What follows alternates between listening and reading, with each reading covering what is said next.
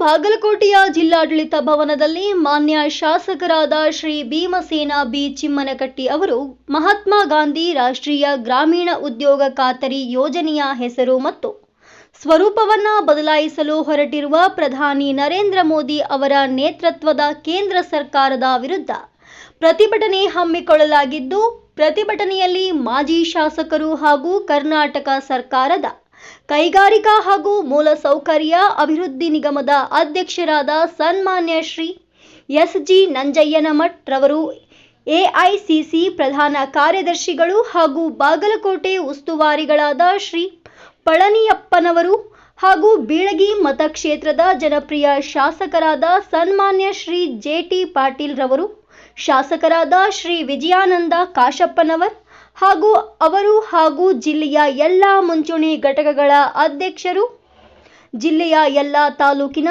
Block Congress ಅಧ್ಯಕ್ಷರು, ಮಹಿಳಾ ಘಟಕದ ಅಧ್ಯಕ್ಷರು ಹಾಗೂ ಮಹಿಳಾ ಘಟಕದ ಜಿಲ್ಲಾ ಪದಾಧಿಕಾರಿಗಳು, ಕಾರ್ಯಕರ್ತರು ಉಪಸ್ಥಿತರಿದ್ದರು.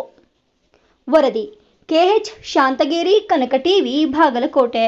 ಹಾಗಾಗಿ ಈ ದಿವಸ ಒಳಗೆ ಇವತ್ತು ನಮ್ಮ ಹೋರಾಟ ಯಾಕೆ ಅವರಿಗೆ ಅಷ್ಟೊಂದು ಶಕ್ತಿ ತುಂಬುವಂತ ಕೆಲಸ ಆಗ್ಬೇಕಪ್ಪ ನಮ್ಮ ನಾಯಕರಿಗೆ ಅಂದ್ರೆ ಅದು ಅವತ್ತು ಅವ್ರಿಗಾಗೈತೆ ಅಂದ್ರೆ ಇವತ್ತು ನಮಗೂ ಆಗಿದ್ರಾಗ ಯಾವ್ದು ಸಂದೇಹ ಇಲ್ಲಿದೆ. ನಮಗ್ ಗೊತ್ತಿರೋ ಇದು 2012 ಕೇಸ್ ಮಾಡಿದ್ರು. ಸುಬ್ರಹ್ಮಣ್ಯ ಸ್ವಾಮಿ ಅಂತ ಬಿಜೆಪಿ ಒಬ್ಬ ಸಂಸದರವರು ಬಹಳ ಬುದ್ಧಿವಂತರು ಅಂತ ಕರೆಸ್ಕೊಂಡಂತವ್ರು, ಅವರು ಕೇಸ್ ಮಾಡಬೇಕು. ಕೇಸ್ ಇವತ್ತ ಹೈಕೋರ್ಟ್ ಹೋಗಿ ಕ್ಷಮಾರಿ ಹಾಕುವಂತ ಕೆಲಸವನ್ನ ಅವ್ರಿಗೆ ಮಾಡೈತೆ ಅನ್ನೋದು ನಾವೆಲ್ಲ ಗಮನ ಹರಿಸ್ಬೇಕು. ಒಂದ್ ಕಡೆ ನಾವು ಗೆದ್ದೀವಿ ಇವತ್ತ, ಒಂದ್ ಕಡೆ ನಾವು ಸಂಭ್ರಮ ಆಚರಣೆ ಮಾಡ್ಬೇಕಂತ ಅನ್ಸುತ್ತೆ. ಆದ್ರೆ ಆ ವಿಷಯವಾಗಿ ಮಾಡಕತ್ತಿಲ್ಲ. ನಾವು ಮಾಡಕತ್ತಿದ್ದೇನಪ್ಪಾ ಅಂದ್ರೆ ಇದು ಹೋರಾಟದ ಸಂಕೇತ ಆಗ್ಲಿ, ಅವ್ರಿಗೇನ್ ಬಂದೈತೆ ಆ ಪರಿಸ್ಥಿತಿ ನಮಗೂ ಮುಂದೆ ಬರುತ್ತಪ್ಪ, ನಾವು ಅದನ್ನ ಹೆಚ್ಚಿಗಿಟ್ಟುಕೊಂಡು ಮುಂದಿನ ದಿನಮಾನದಾಗ ಇಂಥ ತೊಂದರೆಗಳಿಗೆ ನಾವು ಯಾರು ಕೂಡ ಆದ್ರೆ ನಾವು ಸಿಕ್ಕೋಬಾರ್ದು ಅನ್ನುವಂಥ ವಿಚಾರವಾಗಿ ಇಟ್ಕೊಂಡು ಈ ಹೋರಾಟವನ್ನ ನಡೆಸ್ತಾ ಇರ್ತೇವೆ. ಇದನ್ನ ನ್ಯಾಷನಲ್ ಹೆರಾಲ್ಡ್ ಅನ್ನೋದು ಬಹಳ ದೊಡ್ಡ ಪ್ರಾಮುಖ್ಯತೆ ಇರುವಂತ ಸಂಸ್ಥೆ ಅದು ಇಂದಿರಾ ಗಾಂಧಿ ಅವ್ರ ಕುಟುಂಬಕ್ಕೆ ಸೇರಿಲ್ಲ. ಯಾಕಪ್ಪ ಈ ಮಾತನ್ನು ವ್ಯಕ್ತಪಡಿಸ್ತೀವಿ ಅಂದಿದ್ರೆ, ಇಂದಿರಾ ಗಾಂಧಿ ಅವರಿಗೆ, ಸೋನಿಯಾ ಗಾಂಧಿ ಮೇಡಮ್ ಅವರಿಗೆ, ಪ್ರಿಯಾಂಕಾ ಗಾಂಧಿ ಅವರಿಗೆ ಮತ್ತೆ ರಾಹುಲ್ ಗಾಂಧಿ ಅವರಿಗೆ ಸೀಮಿತ ಆದಂತ ಆಸ್ತಿ ಅಂತ ಪ್ರತಿಪಾದನೆ ಮಾಡಿದ್ರು ಬಿಜೆಪಿಯವರು.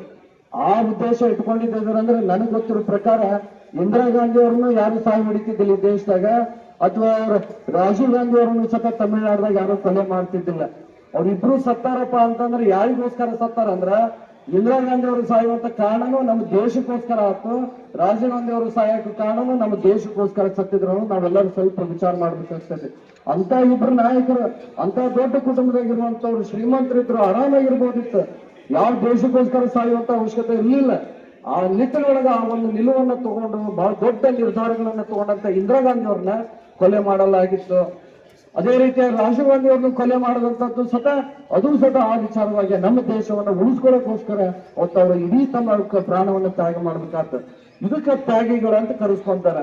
ಎಂತ ಒಂದು ಕುಟುಂಬಕ್ಕೆ ಅಪರಾಧ ಮಾಡಿ ಅಪರಾಧ ಸ್ಥಾನದಲ್ಲಿ ನಿಲ್ಲಿಸಿ ಅವ್ರನ್ನ ಜೈಲಿಗೆ ಹಾಕ್ಬೇಕು, ಅವ್ರಿಗೆ ತೊಂದರೆ ಮಾಡ್ಬೇಕು ಅನ್ನುವಂತ ವಿಚಾರ ಇಟ್ಕೊಂಡು ಈ ಕೆಲಸ ಕೈ ಹಾಕಿರಲ್ಲ ಬಿಜೆಪಿ ಅವರಂತ ಕೀಳು ಮಟ್ಟದ ರಾಜಕಾರಣಿ ಯಾರು ಅಲ್ಲ ಅನ್ನುವಂತ ವಿಚಾರವನ್ನು ನಾವೆಲ್ಲ ತಿಳ್ಕೊಂಡು ಮುಂದಿನ ದಿನಮಾನದಾಗ ಇದು ಬರೇ ಅಲ್ಲಷ್ಟ ಆಗೋದಲ್ಲ, ಇಡೀ ರಾಜ್ಯದಾಗ ಎಲ್ಲರಿಗೂ ಇದ್ರ ಬಗ್ಗೆ ಅರಿವು ಮೂಡ್ಲಿ, ಇದರಿಂದ ಒಳ್ಳೇದಾಗಬೇಕು. ಯಾವ ರೀತಿಯಪ್ಪ ಅಂದ್ರೆ ನಮ್ಮ ಹೋರಾಟದ ಇಲ್ಲ ಒಳ್ಳೆ ರೀತಿಯಿಂದ ಬೆಳೆದು ನಿಲ್ಲಬೇಕು.